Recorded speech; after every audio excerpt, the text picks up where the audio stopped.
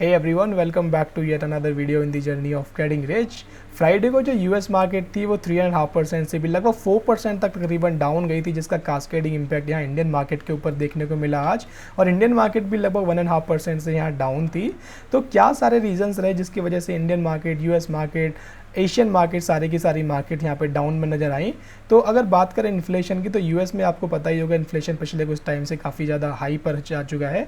और इन्फ्लेशन को कंट्रोल करने के लिए अक्सर जो फेड्स होते हैं वो रेपो रेट बढ़ाने की बात करते। तो सेम चीज़ यहाँ पे फिर से हुई। पिछले 2 क्वार्टर्स के अंदर जो फेड्स हैं यूएस के, उन्होंने जो रेपो रेट है वो 75 बेसिस पॉइंट से बढ़ाया भी था। और इस बार लास्ट टाइम क्या हुआ था कि जो 8.5 का जो इन्फ्लेशन रेट आया था वो जो यूएस प्रेसिडेंट, उन्होंने उसको दिखाया कि काफ़ी ओके है। पर जो यूएस का नॉर्मल जो इन्फ्लेशन रेट रहता है वो 2.5% के आसपास रहता है, जो कि उससे 8.5% अभी 2.5% से काफ़ी ऊपर है।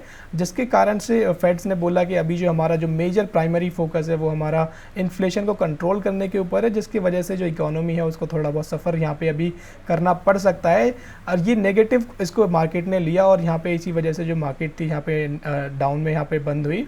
तो पर ये शॉर्ट टर्म का पेन हमें यहाँ लेना ही होगा, क्योंकि हमें लॉन्ग टर्म के गेन यहाँ पे चाहिए। तो क्योंकि जब एक बार इन्फ्लेशन कंट्रोल में आएगा तो धीरे धीरे जो फेड्स हैं उसको रेपो रेट को भी वहाँ पे ईज आउट करना शुरू करेंगे और इकोनॉमी फिर से यहाँ पे एक बूम रन में देखने को मिलेगी। अदरवाइज़ होगा क्या कि इन्फ्लेशन यहाँ पे लॉन्ग टर्म में बहुत ज़्यादा प्रॉब्लम क्रिएट कर सकता है अगर अभी से इसको कंट्रोल ना किया जाए तो उसके बाद हम बात करते हैं कि ये मार्केट मुझे लगता है कि ऊपर जाएगी कि नीचे जाएगी। तो मेरे अकॉर्डिंग ये मार्केट यहाँ पे ऊपर जानी चाहिए।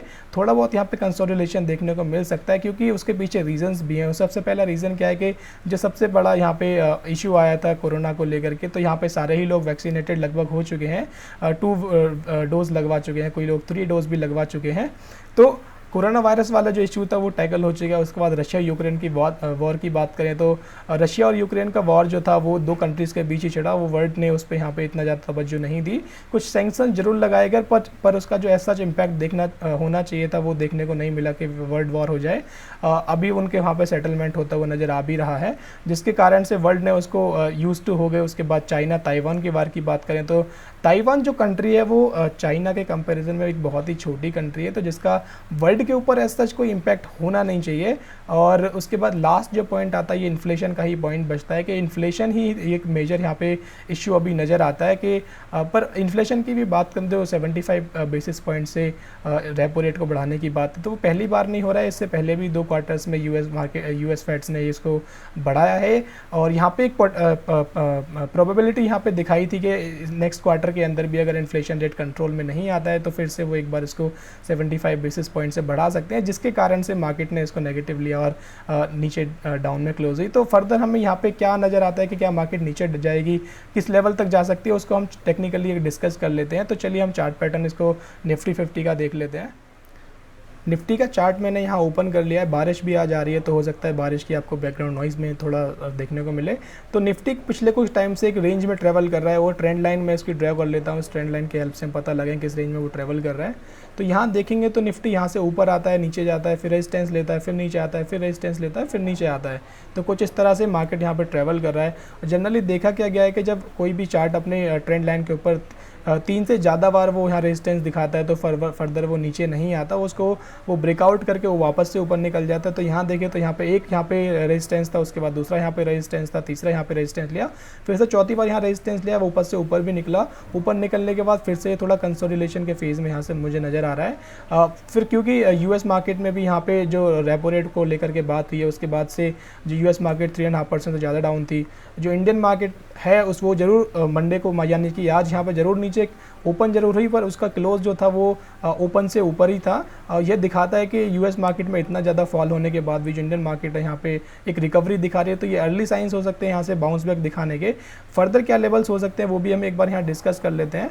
तो यहाँ पे मुझे कुछ चीज़ें हो सकती हैं यहाँ पे खुद करता हुआ ये चार्ट नज़र आए, तो यहाँ पे हम बात कर लेते हैं उन चीज़ों की। तो हो सकता है कि यहाँ से ये जो है यहाँ पे फ्लैग पैटर्न बनाता हुआ नज़र आए और कुछ इस तरह से ये फ्लैग पैटर्न बनाए और फ्लैग पैटर्न के बेस पर वो यहाँ से वापस से ऊपर निकल जाए।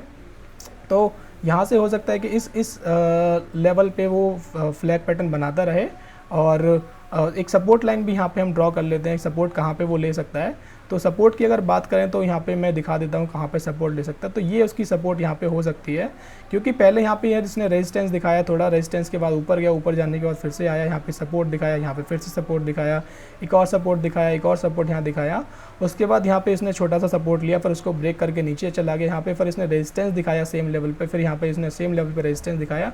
तो इसमें फ्लैग बनाते हुए हो सकता है इस रेंज में ट्रेवल करते हुए इस लेवल तक आए। तो अगर इस लेवल तक ये मार्केट ये निफ्टी 50 आती है तो कितना करेक्शन यहाँ पे नज़र आता है वो हम यहाँ पे डिस्कस कर लेते हैं। तो यहाँ करंट लेवल से जो करेक्शन यहाँ पे नज़र आता है वो आता है 3% का लगभग।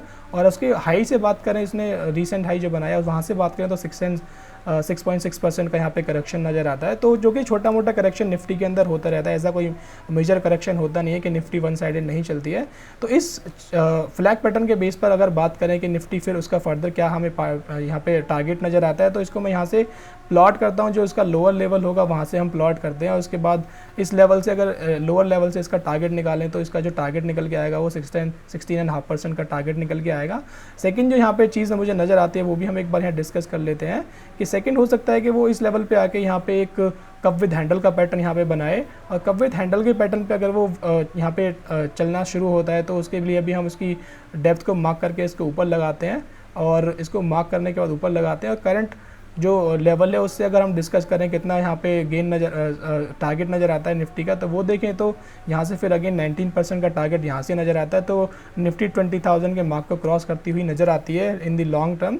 और ये मार्केट का नेचर भी है कि मार्केट को नीचे लाया जा सकता है बैड न्यूज़ के चलते, चीज़ों को क्रिएट करने के बाद, पर मार्केट को नीचे रखा नहीं जा सकता। ये चीज़ें हम हमेशा देखते भी आ रहे हैं, ये प्रूव भी हुई हैं। रिसेशन आया, 2008 का जो क्राइसिस था वो आया, .com बबल आया, दुनिया भर की चीज़ें मार्केट ने देखी हैं, पर सब चीज़ों को रिकवर करने के बाद मार्केट फिर से ऊपर की तरफ चल देता है। तो ये रिसेशन का जो पीरियड है, जो रेपो रेट की बातें मार्केट में ऑलरेडी फैक्टरेड आउट हो चुकी हैं, और जैसे ही कोई ना कोई पॉजिटिव न्यूज़ आती है तो मार्केट फिर से ऊपर चलना शुरू कर देगा, अनलेस कोई बहुत ही मेजर यहाँ पे नेगेटिव न्यूज़ मार्केट के अंदर ना आए। तो आई होप आपको ये सारी एनालिसिस यहाँ पे समझ में आई होंगी, आप चीज़ों को लर्न कर रहे होंगे, सीख रहे होंगे, और अपने दोस्तों के साथ शेयर जरूर कर रहे होंगे इस वीडियो को भी और बाकी वीडियोस को भी, ताकि वो भी स्टॉक मार्केट को लेकर के और एक अच्छा इंसान बनने को लेकर के इन वीडियोस को देखें और उनसे सीख रहे होंगे। हम मिलेंगे अगली वीडियो के अंदर, तो आप इस वीडियो को लाइक ज़रूर करें, चैनल को सब्सक्राइब करें और अपना ध्यान रखें और लर्न करते रहें। Bye bye.